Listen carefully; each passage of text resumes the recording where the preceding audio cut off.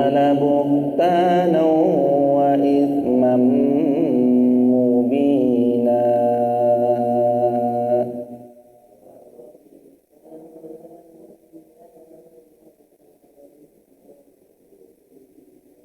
ولولا فضل الله عليك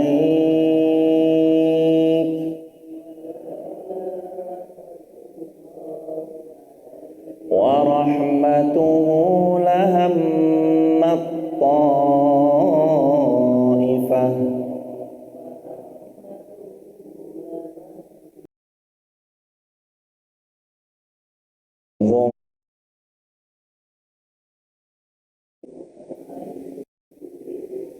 وما يضلون إلا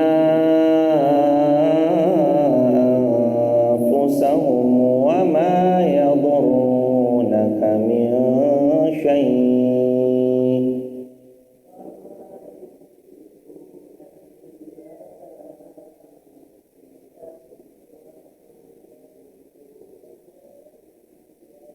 وأنزل الله عليك الكتاب والحكمة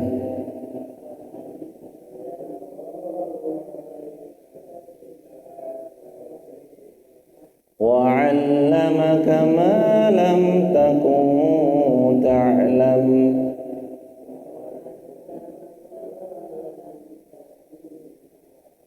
وكان فضل الله عليك عظيما.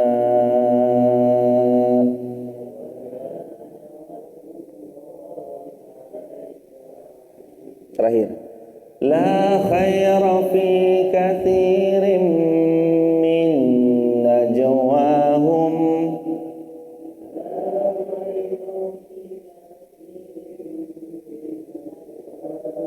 illa man amara bi sadaqah aw ma'rufin aw islahin bainan nas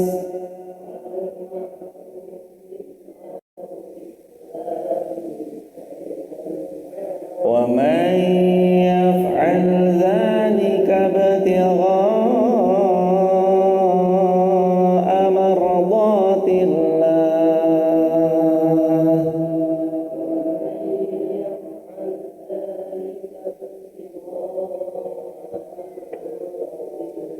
fasawfa nu'tihi ajran 'azima.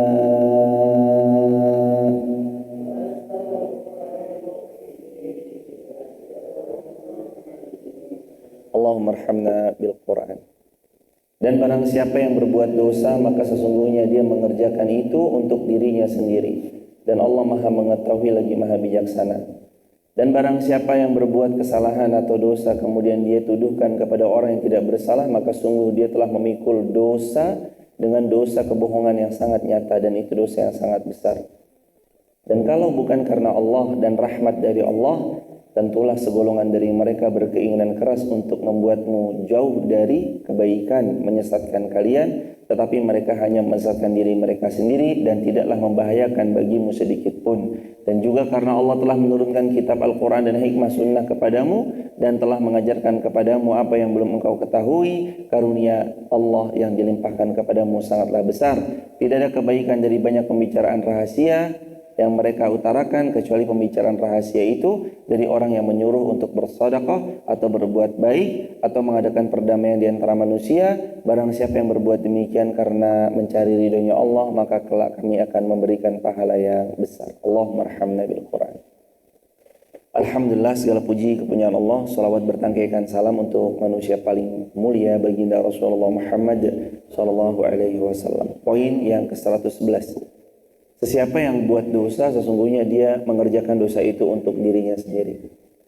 Allah Subhanahu wa taala Maha Pengampun, iya. Sebagaimana yaqulu Nabi sallallahu alaihi wasallam, "Ma min muslim yuznib dzanban thumma yatawadda wa yusalli rak'atain thumma yastaghfirillah lidzalika dzanbi illa ghufira lah."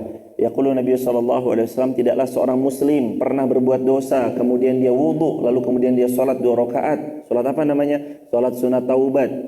Lalu dia bermohon ampun kepada Allah dari dosa-dosa yang pernah dia lakukan sebelum-sebelumnya, kecuali illa ghufiralah, Allah pasti akan ampuni. Termasuk salat sunat taubat dianjurkan untuk dilakukan.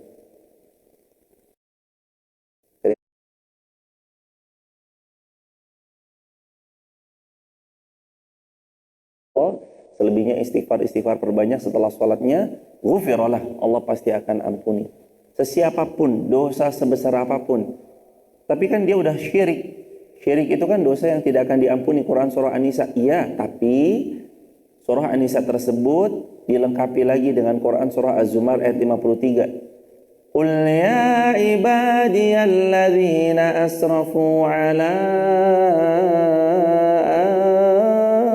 anfusihim la taqnatu min rahmatillah innallaha yaghfiru dzunuba jami'a innahu huwal ghafurur rahim. Az-Zumar 53, Allah berfirman, wahai hamba-hambaku yang melampaui batas, dosa kecil, sedang, besar sudah pernah dilakukan semuanya. La taqnatu min rahmatillah, bahasa yang santun, lembut, penyayang dari zat yang paling penyayang di atas alam semesta ini, dan datang dari zat yang paling penyayang, pemilik alam semesta ini, Allah Subhanahu wa taala. La taqnatu, jangan putus asa, min rahmatillah, dari rahmatnya Allah. Innallaha yaghfiru dzunuba jami'a. Nah, ini kata kuncinya. Sesungguhnya Allah itu Maha mengampuni semua dosa. Bukan hanya dosa kecil aja yang diampuni, bahkan dosa puncaknya dosa, yakni syirik, Allah ampuni. Asalkan dia berwudu, yatawadda, thumma yusalli rak'atain, illa ghufiralah. Falyastaghfirillah, berwudu, salat sunat taubat, yastaghfirillah, beristighfar kepada Allah, illa ghufiralah, Allah pasti akan ampuni. Sebanyak apapun dosa. Kalau saja dosa yang paling tinggi, dosa syirik, diampuni sama Allah, apalagi di bawahnya. Kan dosa itu ada beberapa tingkatan. Yang paling tinggi, syirku billah. Nomor 2, membunuh. Nomor 3, sihir. Nomor 4, durhaka sama orang tua, meninggalkan sholat. Nomor 5, durhaka sama orang tua. Berikutnya lagi ada zina, ada dosa riba, ada dosa, karena yang lain-lain itu dosa yang paling puncak aja diampuni, apalagi dosa yang lain. Asalkan kita taubatan nasuha. Allah Maha baik. Wa may yaksib itsman fa innama yaksibuhu ala nafsihi. Barang siapa yang mengerjakan satu perbuatan dosa, sesungguhnya dia mengerjakan untuk kemudaratan dirinya sendiri, sebagaimana dikatakan dalam Al-An'am ayat 164, wala taziru waziratu wizra ukhra. Allah berfirman, jadi ini tafsir Quran bil Quran, yakni tidaklah orang itu berbuat buruk kecuali keburukan itu nanti kembali kepada pemiliknya. Dalam ayat yang lain Al-An'am, wala taziru waziratu wizra ukhra. Tidaklah seseorang itu memikul beban dosa orang lain. Suami enggak mikul beban dosa istrinya, istri enggak memikul beban dosa suaminya, kecuali kalau mereka sekongkol, saling bersahabat, saling mensupport dalam keburukan, keduanya sama dalam dosa. Tapi kalau sudah saling memberi peringatan, tapi suaminya membangkang atau istri membangkang atau anaknya atau siapapun yang diberi peringatan, wala taziru waziratu wizra ukhra. Ketahuilah kita tidak memikul beban dosanya orang lain. Wa may yaksib, siapa yang berbuat itsman, atas suatu dosa, fa innama yaksibuhu ala nafsi, maka dosa itu akan memudaratkan dirinya sendiri. Kejahatan itu akan kembali kepada pemiliknya. Ditambahkan lagi Al-An'am 164 tadi sudah, sekarang tambahkan lagi Al-Isra ayat yang ke-7. In ahsantum ahsantum li anfusikum wa in asatum falaha. Kalau kita buat baik, kebaikan itu kembali kepada kita. Kalau kita buat buruk, keburukan itu juga kembali kepada diri kita. Kita buat baik yaitu untuk kita buat buruk ya kembali kepada kita. Ada seseorang buat buruk, dia kira dia bisa menipu orang lain, padahal sejatinya orang itu tidak sekedar dia tipu, tapi dia sedang menipu dirinya sendiri. Ada seseorang mungkin pernah zalim pada orang lain, dia merasa bangga telah pernah berbuat zalim sama orang, padahal tidak, sejatinya dia sedang zalim kepada dirinya sendiri. Ada orang mencurangi timbangan di pasar, misalkan nauzubillah subhanallah. Saat dia mencurangi timbangan di pasar, dia kira dia berhasil mendapatkan keuntungan, padahal sebenarnya tidak. Kalaupun dia untungnya nggak berkah, dan dia sedang menipu dirinya sendiri. Orang kalau sudah sekali dicurangi, enggan datang lagi. Tidaklah seseorang itu berbuat kecuali dia berbuat, efeknya nanti kembali kepada dirinya sendiri. Waliyazubillah summa waliyazubillahi min dzalik. Artinya kata Imam Ibnu Katsir rahimahullah, tidaklah, ini teman-teman yang punya kitab yang sama, halaman 658 jilid yang kedua. Artinya tidak seorang pun dapat menolong yang lainnya. Setiap jiwa akan bertanggung jawab masing-masing atas apa yang ia kerjakan, dan orang lain tidak turut menanggungnya kecuali kalau dia memfasilitasi atas keburukan yang orang lain lakukan. Contoh, kita tahu dia akan menggunakan sesuatu itu dalam jalan yang Allah murkai, Allah tidak senangi, Allah tidak ridhoi. Lalu kita support. Mau kemana? Saya mau pergi ke tempat. Mau kemana? Ke tempat yang tidak Allah suka. Mungkin pergi ke dukun atau pergi ke tempat-tempat yang tidak Allah suka. Oh ya udah, pakai mobil saya aja. Anda memfasilitasi keburukan, kata Nabi SAW, man sanna fil Islam sunnatan sayyi'ah kana lahu wizr wa wizru man amila biha min ghairi ayyan qusa min auzarihim syai'. Kalau kamu memfasilitasi keburukan, maka kamu sama dalam dosa. Terus nggak cukup sampai situ. Wa wizru man amila biha, dan dosa yang kamu fasilitasi itu ngalir ke kamu semua. Nggak cukup sampai situ. Min ghairi ayyan qusa min auzarihim syai', dan semua dosa yang kamu fasilitasi itu terhimpun, dikirim semua untukmu, min ghairi ayyan qus, tanpa dikurangi sedikit pun dari dosa-dosa mereka, semuanya tertimpa juga kepadamu. Mereka dapat dosa, kamu dapat dosa yang sama seperti mereka. Itu luar biasa, jemaah. Dalam Islam kita kenal namanya jariyah. Jariyah itu terbagi dua. Ada pahala jariyah, ada dosa jariyah. Silakan Anda hidup mau pilih yang mana. Pahala jariyah ada tempatnya. Contoh, memfasilitasi kebaikan. Sama. Teman-teman TikTok, YouTube, Instagram misalkan, atau hadirin semuanya yang membersamai daripada pembangunan masjid, mungkin nggak sempat sholat di masjid. Atau mungkin sempat sholat di masjid tapi cuma beberapa kali aja. Nggak 5 waktu.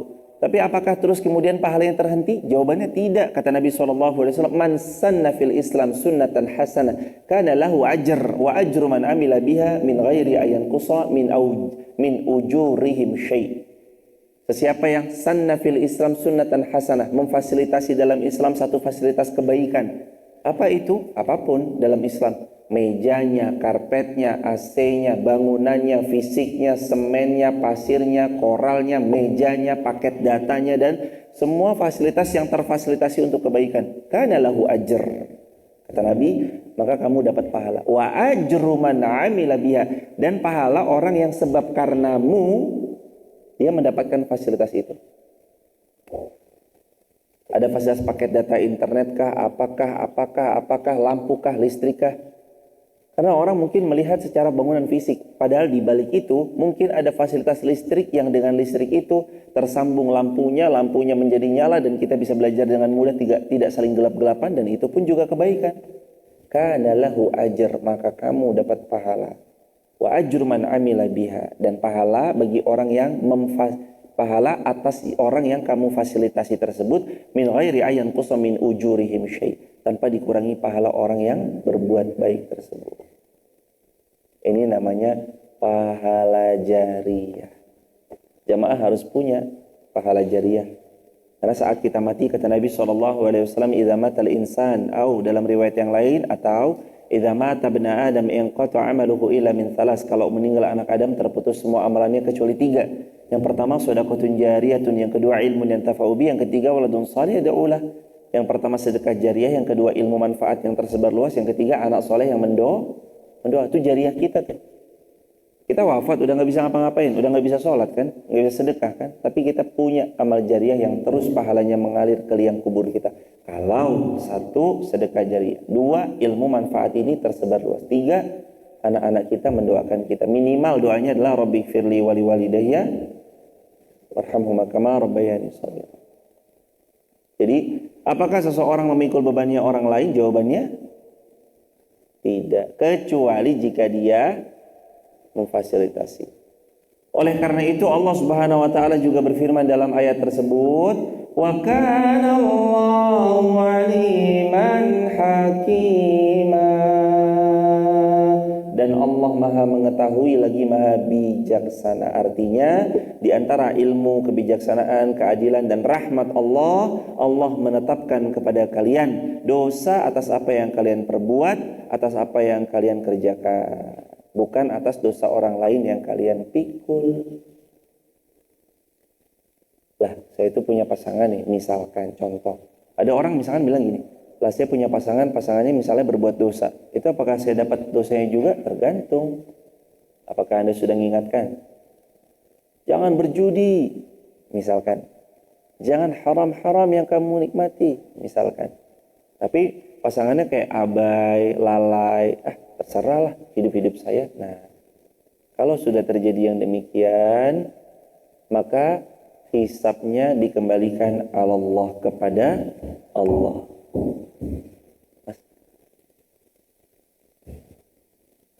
Terus berikutnya hadirin jamaah yang dirahmati Allah, wa kana Allahu aliman hakima, dan Allah Maha mengetahui lagi Maha bijaksana.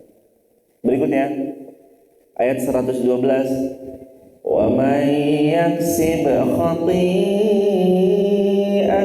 aw ithman thumma yarmihi bari'a, dan barang siapa yang berbuat kesalahan atau dia sengaja berbuat dosa, thumma yarmihi bari'a, kemudian dia menuduh kepada orang yang tidak bersalah, faqad ihtamala buhtanan wa ithman mubina, maka sungguh dia telah memikul beban dosa atas kebohongan yang sangat nyata. Hadirin jamaah yang dirahmati Allah, jadi 112 kembali kepada tafsir Ibnu Katsir, di antaranya adalah dikatakan dalam ayat ini ada orang yang dia buat dosa, tapi terus kemudian dia nuduh orang berbuat dosa itu, ada orang buat dosa tapi dia nuduh orang lain yang melakukan dosa tersebut. Orang yang kayak gini tuh dosanya double-double jemaah. Satu dosa karena berbohong, satu dosa karena dia berbuat dosa, dua dosa karena dia berbohong. Faqad ihtamala, dia telah benar-benar memikul itsman buhtanan wa itsman mubina. Buhtan itu satu kebohongan besar, wa itsman mubina, dan dosa yang amat sangat. Udah mah dia buat dosa, dia nuduh orang berbuat dosa. Makanya termasuk dosa besar, di antara dosa besar adalah menuduh laki-laki baik-baik atau perempuan baik-baik berbuat zina. Gak boleh menuduh orang, bukti gak ada, main nuduh-nuduh aja. Wah, dia mah pencuri, padahal buktinya gak ada. Kecuali kalau Anda bisa proof bahwa bukti ya, Anda datangkan bukti, Anda datangkan CCTV-nya, Anda datangkan kenyataan-kenyataan yang terjadi, dia ternyata memang mengkhianati, dia ternyata memang berbuat yang aneh-aneh, berbuat serong di luar sana, itu lain cerita. Tapi kalau tidak ada buktinya apa sama sekali, gak boleh kita asal sembarangan menuduh. Bahkan dalam Islam itu menuduh orang lain itu berbuat dosa termasuk dosa yang sangat besar. Jangan menuduh sembarangan atas apa yang orang lain lakukan. Bahkan Nabi SAW seringkali mengingatkan kepada kita untuk memberi uzur kepada saudara muslim yang dia berbuat dosa. Termasuk nasihat para ulama juga jemaah. Kalau kamu melihat daripada orang lain berbuat satu kekeliruan, coba beri uzur dulu sama dia. Alfi uzrin. Berapa uzurnya? 1000 uzur. Ini menurut pendapat sebagian para ulama. Kalau kita belum bisa mendapatkan 1000 uzur, hati-hati dalam bicara. Kecuali kalau memang terang-terangan dia sudah melakukan hal tersebut dan semua bukti-buktinya ada, maka kita hendaknya mengambil sikap untuk menjauhkan diri dari orang-orang tersebut. Wa may yaksib khati'atan aw isman, siapa yang dia berbuat khati'ah, kesalahan, aw isman, atau sengaja berbuat dosa, summa yarmi bihi bari'a, kemudian dia malah menuduh orang lain yang melakukan dosa tersebut, padahal yang dia lakukan adalah dosanya yang melakukan adalah ya dia sendiri. faqad ihtamala buhtana wa itsman mubina, maka dia telah memikul kebohongan dan termasuk bohong dosa besar. Kata Nabi SAW, riwayat Imam Bukhari, riwayat Imam Muslim, iyyakum bis-sidq fa inna as-sidqa yahdi ilal birr wa innal birra yahdi ilal jannah. Lazimi oleh kalian semua kejujuran, karena kejujuran itu membawa kalian kepada kebaikan, kebaikan itu memasukkan kalian ke dalam syurganya Allah. Iyyakum bis-sidq. Nabi itu menganjurkan jujur. Orang jujur hidupnya mujur, orang jujur tidak akan hancur, orang yang jujur Allah yang akan melindungi, yang Allah akan memperbaiki, menjaga, dan Allah akan memudahkan segala urusan orang-orang yang jujur. Iyyakum bis-sidq. Orang jujur itu kata-katanya itu sama, nggak berubah-berubah ya. Salah satu ciri-ciri orang ini nggak jujur, kata-katanya biasanya sering berubah. Karena nggak ada orang yang punya daya ingat yang kuat. Dia ngomong sama sini, beli tas di mana ibu? Di Sunday Morning Wonosobo. Beli tas di mana ibu? Di Amerika. Beli tas di mana ibu? Australia. Beli tas di mana ibu? Singapura. Lah mana yang benar? Karena dia nggak jujur.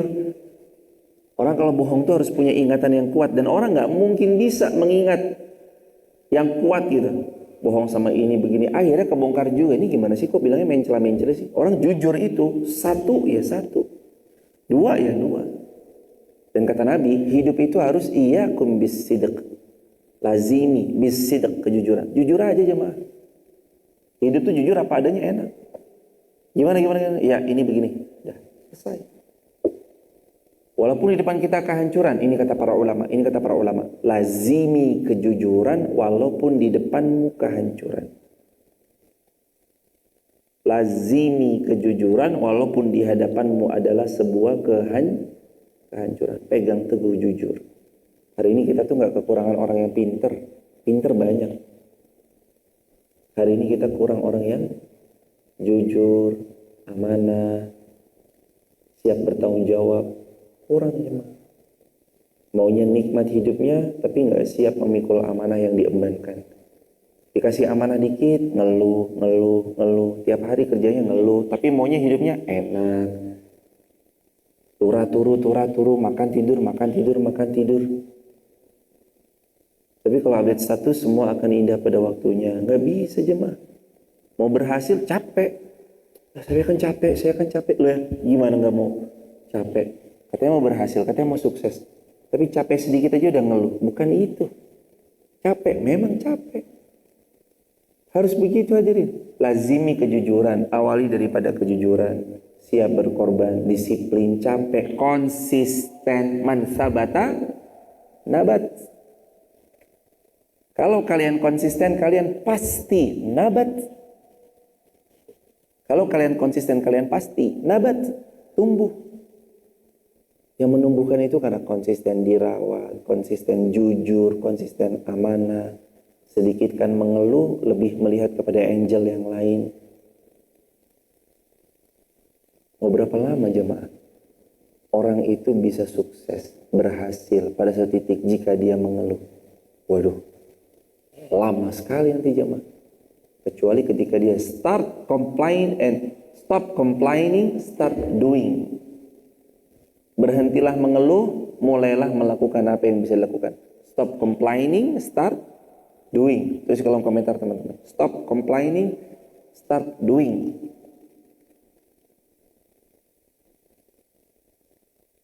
Wa kana Allahu aliman hakima. Ayat sebelumnya Allah juga maha mengetahui, maha bijaksana. Allah tahu, Allah bijaksana. Kalau dia menuduh orang, faqad ihtamala buhtanan wa itsman mubina, maka sungguh dia telah mendapatkan dosa, kebohongan dan dosa yang amat nyata. Faqad ihtamala buhtanan wa itsman mubina. Dia telah memikul kebohongan dan dosa yang sangat nyata. Faqad ihtamala. Kenapa jujur itu Nabi anjurkan kita untuk lazim? Karena pintu kebaikan itu jujur. Orang kalau udah bohong, waduh. Jangankan kita yang gak pernah bohong. Ya insya Allah kita gak pernah bohong ya. Orang pembohong aja kalau dibohongin mau gak kira-kira? Pembohong aja kalau dibohongin gak mau. Apalagi orang yang gak pernah bohong, dibohongin. Waduh ya, udahlah mas, itu pintu di sebelah sana, silakan keluar dari sebelah. Faqad ihtamala buhtanan wa itsman mubina. Makanya ingat-ingat ya hadirin, iyyakum bis-sidq. Lazimi kejujuran. Fa inna sidqa yahdi ilal bir. Kalau kamu jujur, kamu tuh nanti pasti turunan-turunan kejujuran itu adalah kebaikan. Wa innal birra yahdi ilal jannah. Kalau kamu baik, nanti kamu masuk surganya Allah. Tapi induk segala kebaikan itu adalah jujur. Kalau jemaah bohong, mohon maaf ya jemaah. Kata Nabi SAW, sesungguhnya kebohongan akan memanggil saudara-saudaranya. Maksudnya apa ya Rasulullah? Sekali dia bohong lagi. Manggil saudara-saudaranya, kata Nabi.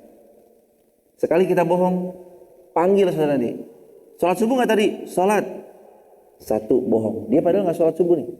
Ditanya lagi, sholat di mana? Masjid Muhammad Al-Fatih. 2 kali bohong. Padahal dia nggak sholat subuh nih. Ditanya lagi, siapa imamnya? Mas Herman. Bohong lagi. Apa bacaan rakaat pertama? Al-Ikhlas. Bohong lagi yang keempat. Apa bacaan rakaat subuh yang kedua? Al-Falaq. Bohong lagi yang ketiga. Habis itu ada pengajian, isinya apa? Yang keenam benar, emang dia ngaji tapi live streaming ternyata. Ngaji nggak kamu? Ngaji mak. Live streaming mak. Benar ya udah nih yang keenam benar nih berarti dia ngaji live streaming. Nggak bohong. Tapi kebohongan yang tadi awal tadi gara-gara pertama kali bohong tuh 5 kali bohong. Jujur aja gitu. Kamu mecahin gelas ini? Iya, saya yang mecahin gelas ini. Saya siap bertanggung jawab. Dah, clear. Kamu menghilangkan sendal yang kamu pinjam? Iya. Sendal yang saya pinjam saya menghilangkan. Saya siap bertanggung jawab. Gitu. Jadilah orang yang siap bertanggung jawab. Jujur. Yang penyokin itu siapa? Saya yang penyokin. Siap tanggung jawab? Siap tanggung jawab. Begitu hadirin. Jujur. Nggak terus malah main, ini hilang, siapa yang ngilangin? Oh nggak tahu, ini yang megang, ini kok yang megang ini. Lah jadi tuduh-tuduhan. Mana amanahnya, mana tanggung jawabnya?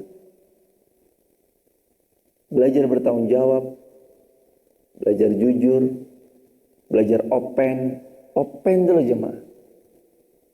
Open itu ya mahal jemaah. Open itu artinya pandai merawat, pandai memelihara. Memang kadang satu sisi ya kita sukanya, mohon maaf ya, suka ngerasa nggak memiliki, makanya kita nggak open. Rasa nggak memiliki menghadirkan rasa, ya ini bukan punya saya, ya monggo aja. Tapi kalau ada rasa memiliki itu kayaknya Bismillah, ini punya saya, Bismillah, ini punya saya, Bismillah. Open. Oke, hadirkan kalau dalam kebaikan ini milik saya. Walaupun mungkin sekali lagi ini sedang amanah yang dititipkan kepada saya. Tapi orang-orang yang jujur itu turunan-turunannya kebaikan terus yang dilakukan. Jujur, awal semua induk kebaikan tuh jujur. Jujur aja walaupun pahit. Latihan jujur. Istri sama suami, kenapa kok uangnya habis? Jujur aja. Karena mas ngasih uangnya kurang banyak. Waduh. Kalau begini ya repot nih. Kenapa uangnya habis? Lah iya, masa 100.000 disuruh buat sebulan? Ya habis. Dalam waktu 1 minggu misalkan, apalagi di kota besar misalkan, kecuali kalau di Wonosobo mah 100.000 ya nggak 100.000 juga sih jemaah. Ya kalau kami tinggal di Garung itu pernah, ini beneran kisah yang kami pernah pegang dulu. Kami tinggal di Garung dulu, biaya belanja per bulan tuh 450.000, 15.000 sehari. Jadi di Garung, kami tinggal di desa Garung. Desa Garungnya belakang pasar. Persis plek ketiplek belakang pasar. Di pasar itu semua sayur mayur tuh. Tapi 15.000 lauknya ya jangan minta ayam. 15.000 ya tahu, tempe gembus, sayur mayur. Tahu, tempe gembus, sayur mayur nih. 15.000 itu pulang udah bawa sekresek gitu. 450.000 1 bulan. Cukup untuk hidup, bukan untuk gaya hidup. Tapi lauknya doang ya jemaah, belum sama berasnya nih.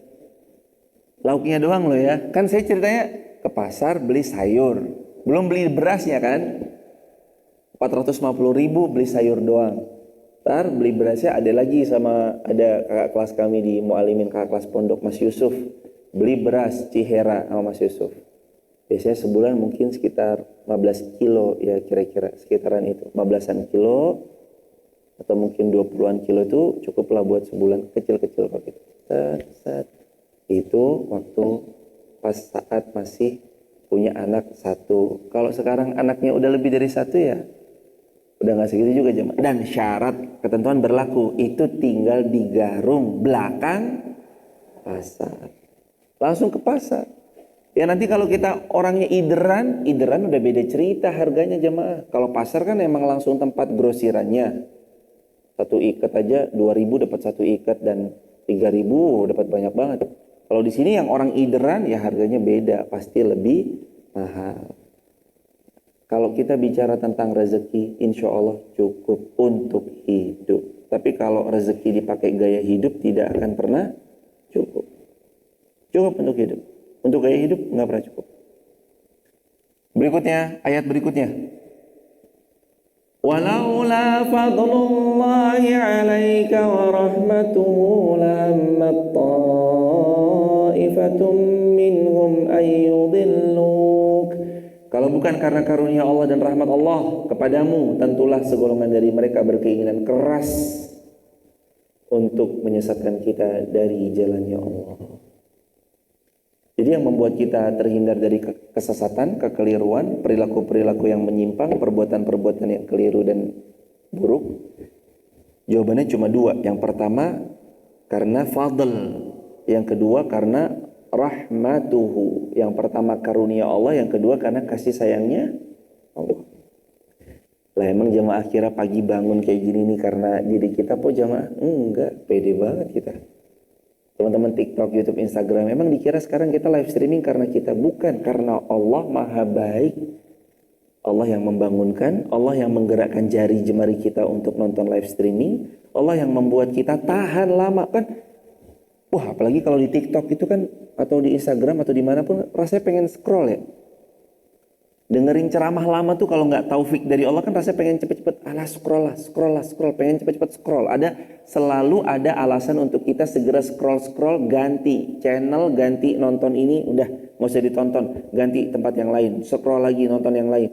Tapi apa yang membuat kita bertahan nonton kajian? Itu karena taufik dari Allah. Cukupkah? Belum.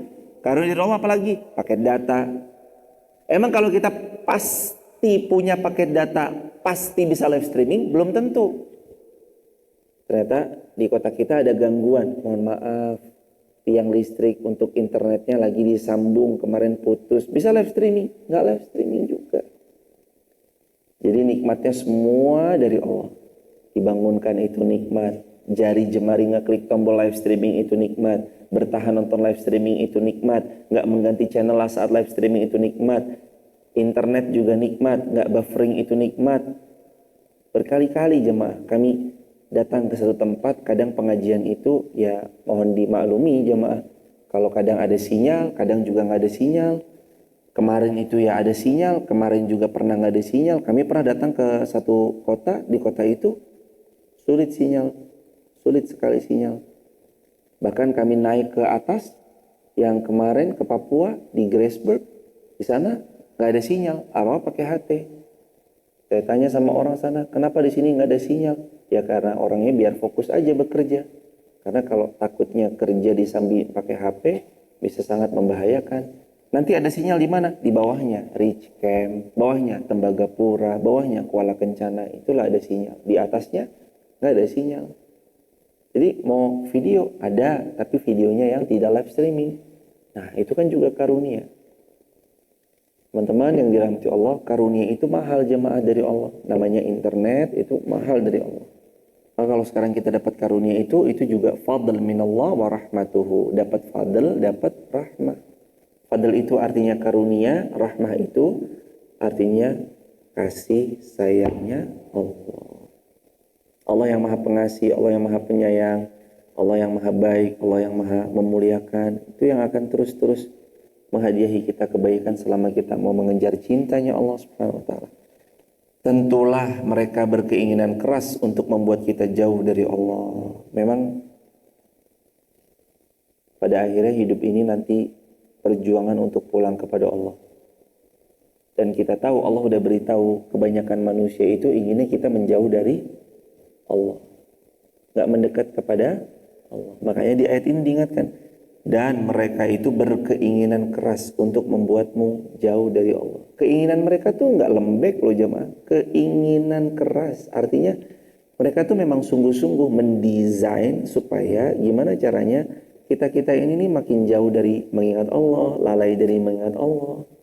Gimana caranya? Ya udah, pokoknya dijauhin aja dari mengingat Allah. Gimana caranya? Ya udah, pokoknya dijauhkan aja dari mengingat Allah. Padahal Allah yang maha baik, Allah yang maha mulia, Allah yang maha memperbaiki segala keadaan hamba-hambanya. Allah juga yang nanti menolong kita agar tidak menjauh dari Allah. Tetapi tipu daya mereka hanya menyesatkan diri mereka sendiri dan tidak membahayakanmu sedikit pun jikalau kamu memegang teguh Al-Quran dan hadis Nabi yang telah diajarkan kepadamu. Karunia Allah sangat berlimpah untukmu dan itulah karunia terbesar. Karunia terbesar buat seorang hamba itu ternyata bukan harta. Karunia terbesar buat seorang hamba itu belum dulu daripada mobil, belum dulu daripada motor, belum dulu karunia terbesar dari seorang hamba, dari Allah untuk seorang hamba adalah tanah, rumah, belum. Karunia terbesar dari Allah untuk seorang hamba adalah Al-Quran. Lalu kemudian sunnahnya Rasulullah Sallallahu Alaihi Wasallam. Jadi kalau kita mau tahu apa yang paling baik di atas muka bumi yang kita miliki, dia adalah Al-Quran. Lalu kemudian hadisnya Rasulullah Sallallahu Alaihi Wasallam. Pegang, dengarkan, murajaah. Nanti Al-Quran itu kata Nabi, innahu ya'ti yawmal qiyamah syafi'an li ashabi. Karena Quran itu akan menjadi pemberi syafaat atau penolong pada hari kiamat. Kita baca buku apapun nggak jadi syafaat, tapi baca Quran jadi syafaat. Dan jamaah kalau merasa agak-agak berat, dengarkan ruqyah syar'iyyah. Nih, tempel di telinga, pakai headset. Ruqyah syar'iyyah di YouTube banyak. Isinya tuh ayat-ayat Quran. Dengerin. Sambil bilang suaminya, tolong jagain, takut-takut mama terbang nih. Takutnya ntar muntah atau takutnya apa. Kata Nabi SAW, syaitan itu yajri majrad dam, ngalir majrad dam, di pembuluh darah. Makanya ngusir syaitannya salah satunya adalah dengerin ruqyah syar'iyyah. Pakai headset, earphone, tempel, play, bismillah, klik. Ntar kalau tiba-tiba, ini tangan kenapa nih? Wah, itu syaitan udah mau keluar tuh. Diusir jemaah. Udah tahu syaitan nempel dalam diri, jangan dipaksain suruh ikut terus, usir.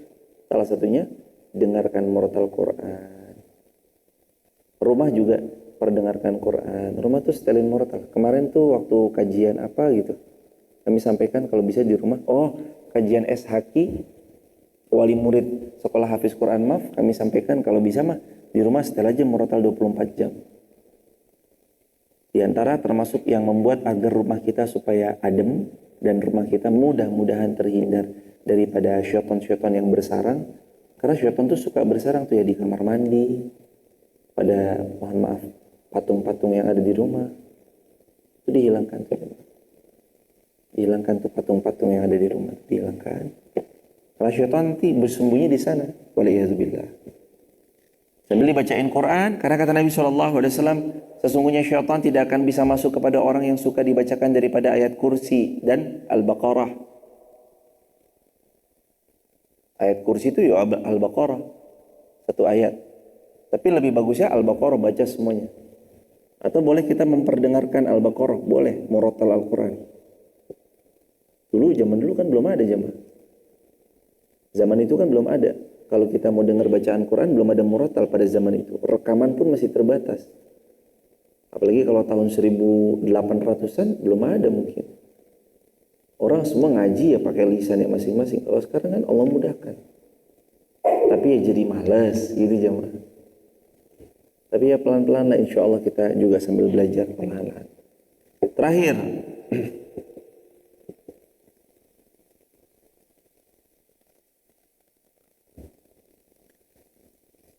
wa kana fadlullahi 'alaika 'azima.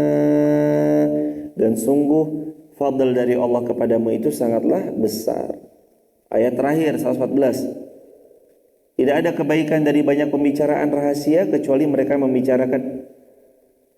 Tidak ada kebaikan pada banyak pembicaraan rahasia kecuali mereka menyuruh untuk bersedekah, menyuruh berbuat baik, mengadakan perdamaian di antara manusia. Barang siapa yang berbuat demikian karena mencari keridhaan Allah, maka kelak kami akan memberinya pahala yang besar. Jadi suruhlah orang berbuat 3. 1, bersedekah.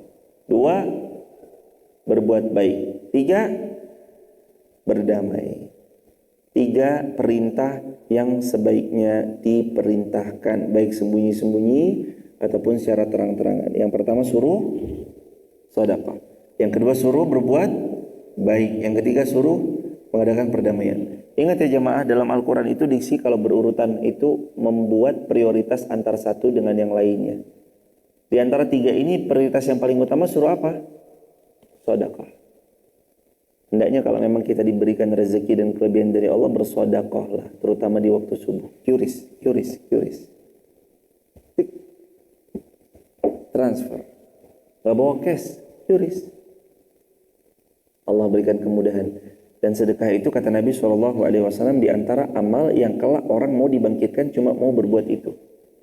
Bagaimana Nabi pernah membaca Al-Quran, laula akhartani ila ajalin qaribin fa asaddaq wa akum minas salihin.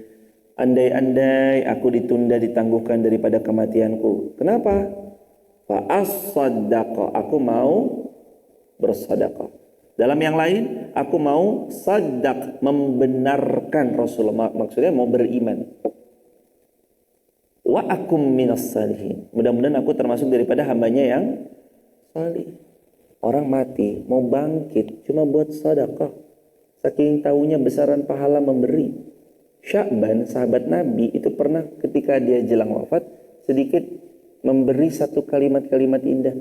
Coba lebih jauh, andaikan yang baru, andaikan semuanya. Cerita istrinya pada Nabi, Nabi sampaikan. Karena orang jelang-jelang wafat itu diberi gambaran tentang banyaknya pahala yang dia dapatkan karena amal solehnya semasa hidupnya. Makanya Sya'ban tersenyum wafat. Tapi tersenyumnya masih mengucap, coba lebih jauh, coba semuanya, coba yang baru. Kenapa? Andai lebih jauh, Sya'ban pernah bimbing orang, ngantar orang untuk datang ke masjid. Dekat masjidnya, wah kalau lebih jauh itu luar biasa. Dekat aja pahalanya besar.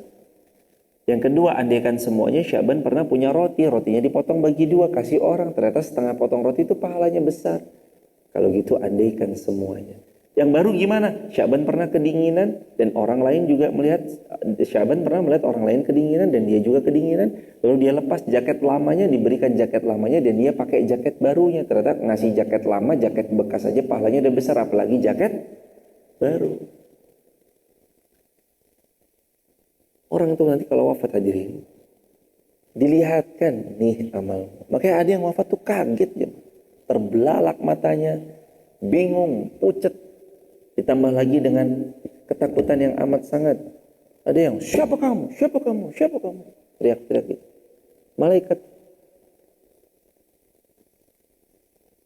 Malaikat datangnya mengitari orang yang mau wafat. Begitu. Ada yang begitu, ada yang tidak juga, langsung dicabut nyawanya. Ada yang seketika mati, tabrakan, jedet, langsung meninggal. Terjatuh dari pesawat, langsung wafat. Macam-macam cara orang berpulang, tapi kita pasti akan wafat, meninggalkan dunia ini. Mobil, motor, jam, handphone, rumah, tanah, nama besar, kemasyhuran, itu semuanya ditinggalkan. Apa yang tersisa? Kata Nabi SAW, amal dari 3. Kata Nabi 3, yutbi'ul mayyit 3. Kata Nabi, yang mengikutimu ketika kamu wafat 3. Ahluhu wa maluhu wa amaluhu. Ahluhu keluarganya, wa maluhu harta-hartanya, wa amaluhu amalnya. Duanya yarji, ahluhu wa maluhu yarji, keluarga dan hartamu pulang, wa amaluhu, dan kekalnya ini satu, amal perbuatan kita yang kelak menemani kita sampai dibangkitkan pada hari kiamat. Orang salih tidur di hari dari saat dia wafat sampai kiamat itu seperti cuma sekedipan saja. Set, bangun-bangun udah kiamat. Tapi kalau orang yang fajir, tadi ayatnya saya baca, innal abrara lafi na'im wa innal fujjara lafi jahim. Kalau kamu abrar, nikmat terus dari alam kubur dan nikmat sampai seterusnya. Wa innal fujjar, tapi kalau kamu fajir, durhaka, nggak taubat, lafi jahim, dari kuburnya aja udah ngeri ya. Makanya ada doa dari Nabi, teman-teman kalau bisa video ini dipotong disebarluaskan. Bismillah, di antara doa yang harus kita hafal sebelum kita mengucap salam dalam sholat kita, setelah mengucap innaka hamidum majid, Allahumma inni a'udzubika min azabi jahannam wa min azabil qabr wa min fitnatil mahya wal mamat wa min syarri fitnatil masihid dajjal. Baca sebelum salam. Minta dibebaskan dari azab jahannam, dari azab kubur, dari fitnah dunia, fitnah matinya, lalu fitnah masihid dajjal. Fitnah kubur tuh ada. Datang seseorang, begitu sampai di kubur, ditanyai malaikat rakib atid, kamu kenapa? Wah, bahayanya kalau ditanyain malaikat rakib atid nih.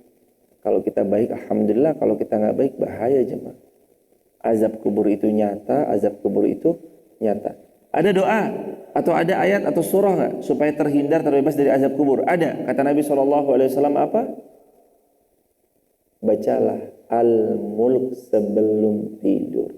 Karena kata Nabi SAW, sesungguhnya surah Al-Mulk yang kalian baca sebelum tidur membuat kalian terbebas dari azab kubur. Al-Mulk sebelum tidur membuat kita terbebas dari azab kubur. Bacalah Al-Mulk sebelum tidur.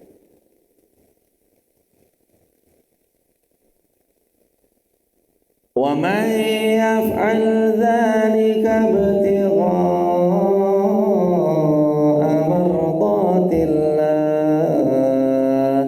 fasawfa nu'tihi ajran 'azima.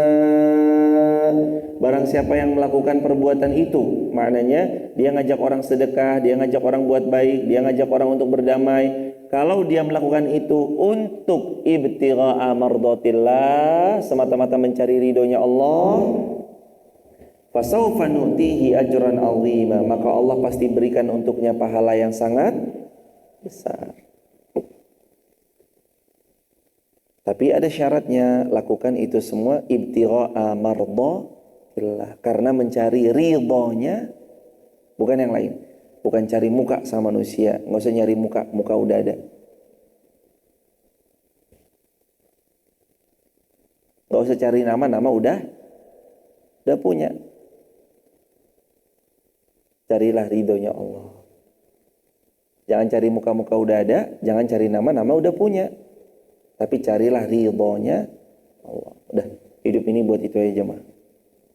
Manusia mau suka, manusia mau suka, manusia mau nggak suka, akan selalu ada saja yang pasti suka dan tidak suka. Mas, coba kenapa? Temuin deh mas. Ini orang tuh benci banget sama jenengan. Ngapain saya harus ketemu sama orang yang benci sama saya? Penting banget po. Saya harus temuin orang yang benci sama saya. Lu ngapain jemaah? Ngapain kita meluangkan waktu menemui orang yang jelas-jelas udah gak suka dan benci sama kita?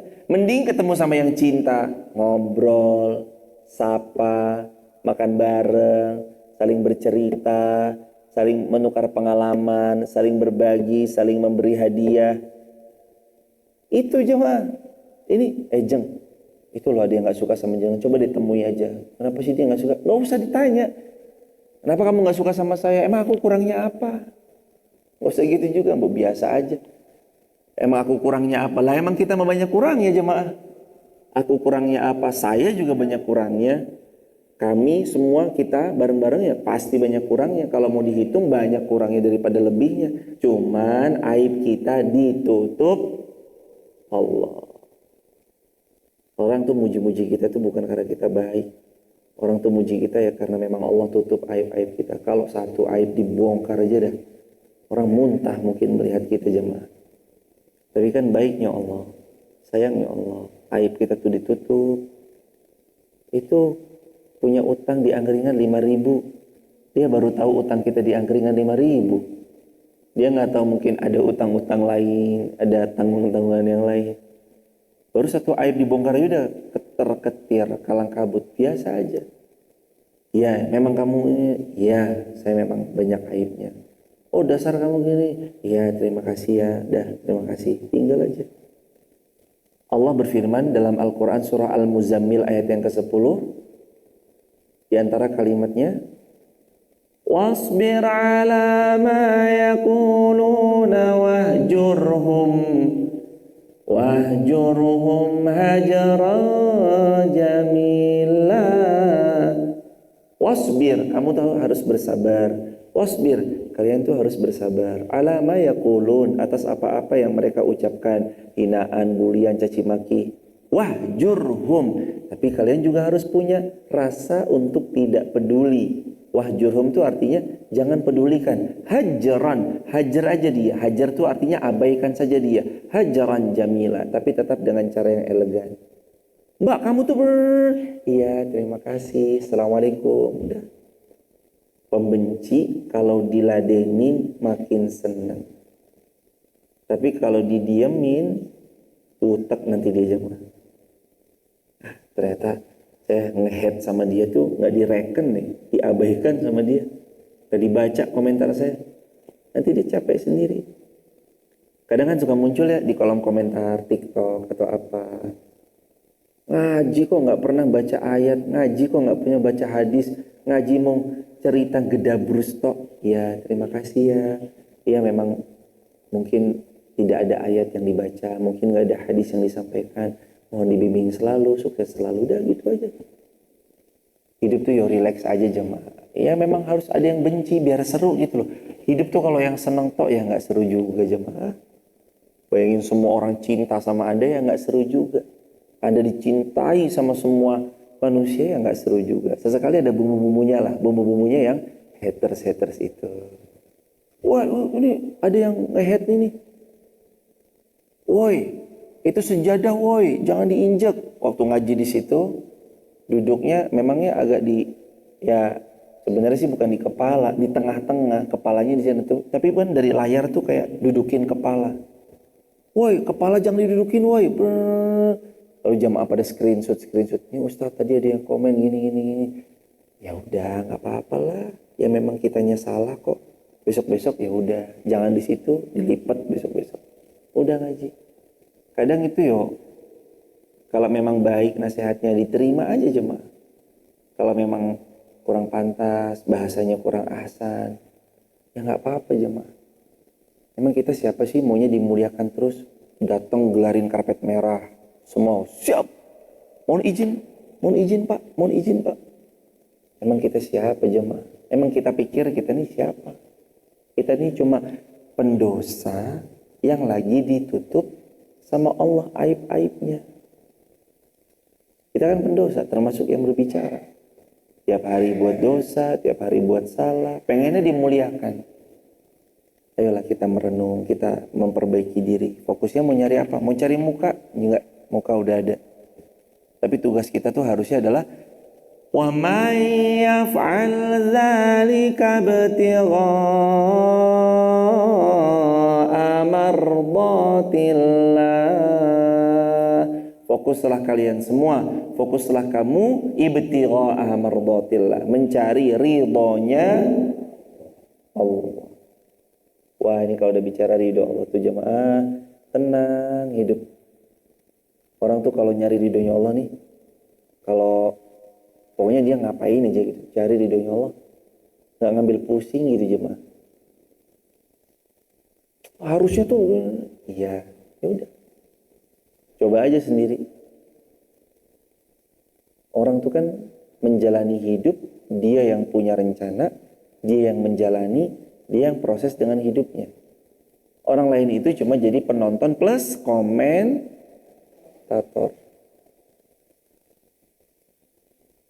Pemain sama komentator tuh jagoan mana coba? Cristiano Ronaldo. Wah, Ronaldo harusnya kamu tuh oper ke sini. Yang mbok kamu wae wes main. Wah, digituin nama Ronaldo ya. Ronaldo harusnya tuh begini tendangannya tuh sudut kanan itu begini. Kamu aja coba yang nendang. Ronaldo, Masya Allah udah digituin coba. Itu kan komentator. Waktu Indonesia main lawan negara lain, negeri jiran atau negara tetangga atau lawan manapun klub. Indonesia, Garuda di dadaku. Wah, Garuda kalah. Harusnya tuh begini-gini. Wah, nek kita suruh main ya belum tentu pasti menang cuma. Dia yang main kalah, misalkan 3-0. Lah kalau kita yang main, wah bisa 30-0 itu, bisa 10-0, 30-0 itu. Ya Allah. Tapi kan kadang gitu. Nah, ciri orang yang mencari ridho Allah tuh 3. 1, kalau dipuji tidak membuatnya terbang. 2, dicaci tidak membuatnya tumbang. 3, tidak akan merubah kebaikan yang sudah dia lakukan. Itu kalau orang cari ridho Allah tuh. Kan manusia fitnah ya, misalkan. Difitnah sama manusia, dikata-katain sama manusia, tapi kalau kita fokusnya ridho Allah tuh nggak akan tumbang. Saya fokusnya ridhonya Allah dan nggak akan tumbang. Karena saya cari cintanya Allah. Dasar kamu enggak, udah jalan. Itu keutamaan kalau kita ibtigha'a mardatillah fasawfa nu'tihi ajran 'azima. Bukan hanya ridho Allah saja yang didapat, tapi fasawfa nu'tihi ajran 'azima. Kelak Allah akan memberi pahala yang sangat besar. Karena apa? Karena mencari ridhonya Allah. Barakallahu fikum. Mari kita tanya jawab untuk teman-teman di TikTok, YouTube, Instagram. Kalau ada yang mau bergabung di grup WhatsApp kajian kami, silakan tap link di bio, sebut nama, asal kota, asal negara, atau save nomor WA-nya 081213 607020. 081213 607020. Sebut nama, asal kota, asal negara. Buat teman-teman yang ada di Bandung, besok Ahad kami insya Allah di Bandung, Senin di Bandung, Selasa di Bandung. Buat teman-teman yang ada di Bandung, bisa kita datang ngaji bareng-bareng insya Allah biidznillah. Jadwalnya ada di grup WhatsApp Sahabat UIR. Sudah di-share ya? Atau belum? Bentar. Oh ya ini. Hari Ahad besok, tanggal 1 Oktober, jam 9 di Masjid Pusdai Bandung, jam 13 di Masjid Raya Al-Jabbar. Lalu hari Senin, jam 8 di Masjid Al-Irsyad Satya Padalarang. Selasanya di Masjid Al-Ukhwah. Lalu Rabunya di Masjid Trans Studio Bandung. Begitu ya teman-teman. Kalau ada yang di antara teman-teman yang di Bandung, nanti kita silaturahmi bareng-bareng di Bandung. Barakallahu fikum. Subhanakallahumma bihamdika asyhadu an la ilaha illa anta astaghfiruka wa atubu ilaik. Waktu dan tempat untuk tanya jawab dipersilakan. Silakan hadirin. Fadhal. Mujud soal? Fadhal Mas. Waalaikumsalam warahmatullahi wabarakatuh.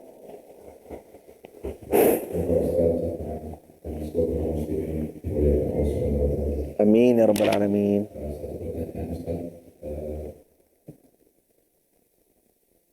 Masjid itu pilihannya mana saja ketika kita mau berdoa masjid. Misalkan sekali ada tangga main masjid, ada pintu masjid, jadi kita bakal buka kalau masuk masjid gimana? Jazakumullah khairan jazak. Kata Nabi SAW, apabila kalian memasuki dalam masjid, ucapkanlah Allahumma ftahli abwaba rahmatik. Ya Allah, bukakan untukku pintu-pintu rahmatmu. Pertanyaannya, mana masjid? Pintunya, dalam masjidnya, serambi masjidnya, apapun yang sudah terikat dengan masjidnya, maka ia sudah termasuk bagian daripada masjidnya. Serambi pun termasuk masjidnya. Kalau kita double-double mau baca, boleh. Tidak ada larangan dalam membaca doa untuk pas masuk serambinya ya berdoa, pas masuk daripada masjidnya ya berdoa. Bahkan ada ulama saking berhati-hatinya itu berpendapat juga, dan semua tanah yang diwakafkan untuk masjid tersebut masuk bagian daripada masjid, termasuk parkir. Termasuk parkir. Saking berhati-hatinya beliau. Meskipun secara jumhur ulama intinya adalah serambi, mulai dari serambinya sampai masuk ke dalam masjidnya itu yang dihitung sebagai masjid. Lah, kalau sudah, maka mau berdoa sejak dari serambi boleh, mau berdoa sejak masuknya boleh. Pilih yang mana yang mantep, dipersilahkan. Kalau kami biasanya masuk doa adalah ketika masuk masjidnya. Masuk masjidnya. Apalagi baru serambinya nih, udah terhadap pintu gerbangnya, masuk, baru baca Allahumma ftahli abwaba rahmati. Setelah keluar Allahumma ftahli abwaba min fadlik. Baca. Dan masuk masjid kaki apa? Kanan. Keluar masjid kaki kiri. Pakai sendal, ngelepasnya? Ngelepasnya? Makainya? Kanan. Agar supaya yang kanan itu yang lebih lama dipakai. Kanan. Barakallahu fikum, subhanakallahumma bihamdika asyhadu an la ilaha illa anta astaghfiruka wa atubu ilaik. Ada lagi jemaah? Oh silakan Mas, fadhil Mas. Ada mikrofon?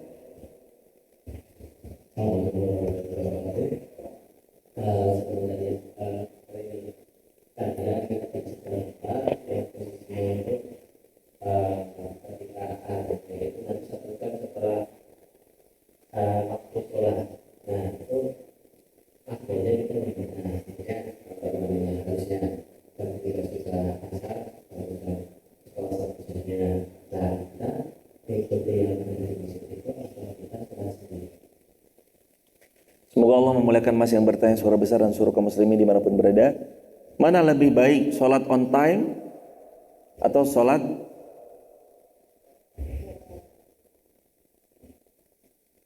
berjamaah mundur atau sendirian on time? Baiknya jamaah on time. Baiknya itu. Rasulullah pernah ditanya sama seorang pemuda, ya Rasulullah, ayyul afdal atau ayyul a'mal ahabbu ilallah ya Rasulullah, amal apa yang paling Allah cinta? Kata Nabi 3, as-salatu ala waqtiha, birrul walidain, jihadu fi sabilillah, salat tepat waktu, bakti sama orang tua, jihad kepada Allah di jalan Allah.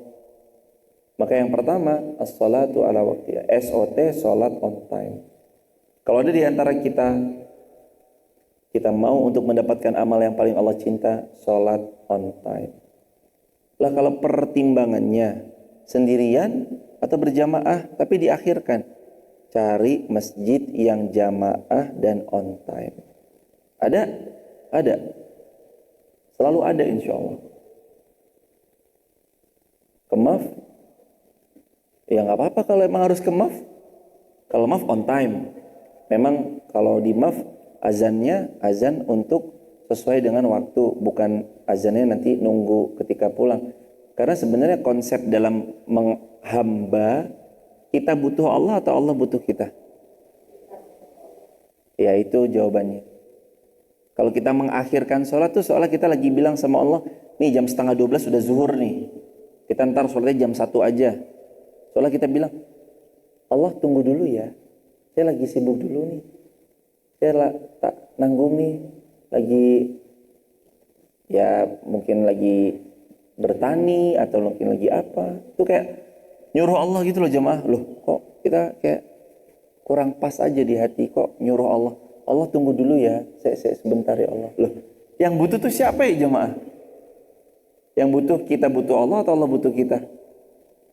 Kita butuh Allah. Jadinya kita ngikut waktunya Allah atau Allah ngikut waktunya kita?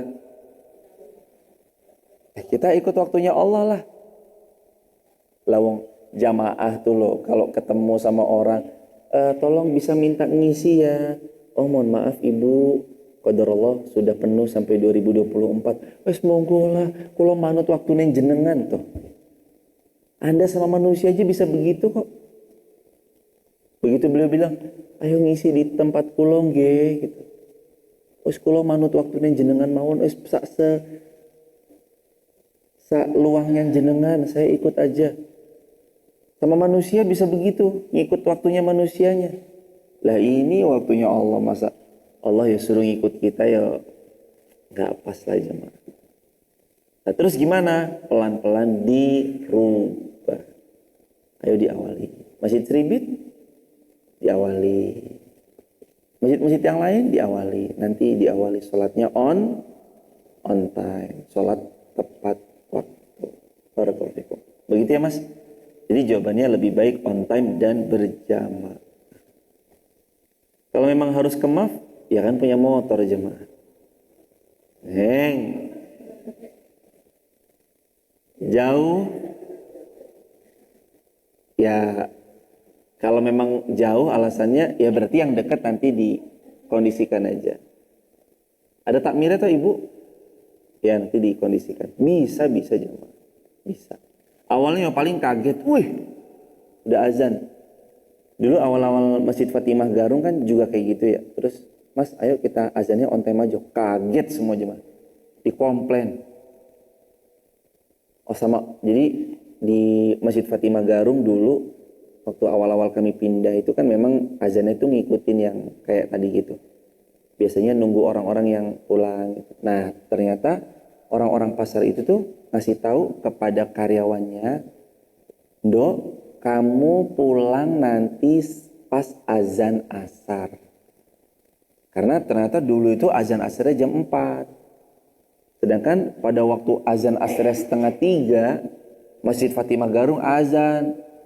Wah, pada komplain tuh. Ini gimana karyawan saya setengah 3 jadi pada pulang nih. Wah, pulangnya jadi nggak jam 4 lagi. Soalnya saya bilang azannya pas azan kamu pulang. Sedangkan azannya karena memang waktu asarnya setengah 3, maka kita azannya setengah 3. Tapi ala kulli hal itu awal-awal. Sekarang mah udah biasa. Masjid Fatimah Garung, di Garung on time. Kalau teman-teman mungkin di Garung, nanti cari masjid yang on time azannya ya salah satunya Masjid Fatimah Garung. Nah, ntar pelan-pelan yang lain ngikutin tuh jemaah. Yang lain ngikutin pelan-pelan. Begitu jemaah. Subhanakallahumma bihamdika asyhadu an la ilaha illa anta nastaghfiruka wa natubu ilaik. Subhanakallahumma bihamdika asyhadu an la ilaha illa anta nastaghfiruka wa natubu ilaik. Rabbana atina fid dunya hasanah wa fil akhirati hasanah wa qina adzabannar. Walhamdulillahi rabbil alamin. Assalamualaikum warahmatullahi wabarakatuh.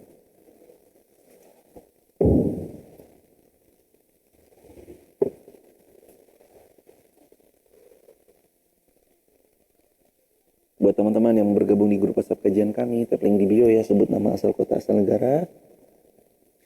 Jangan lupa kita ketemu di Bandung, insya Allah kalau masih hidup. Barakallahu fikum, berkah selalu.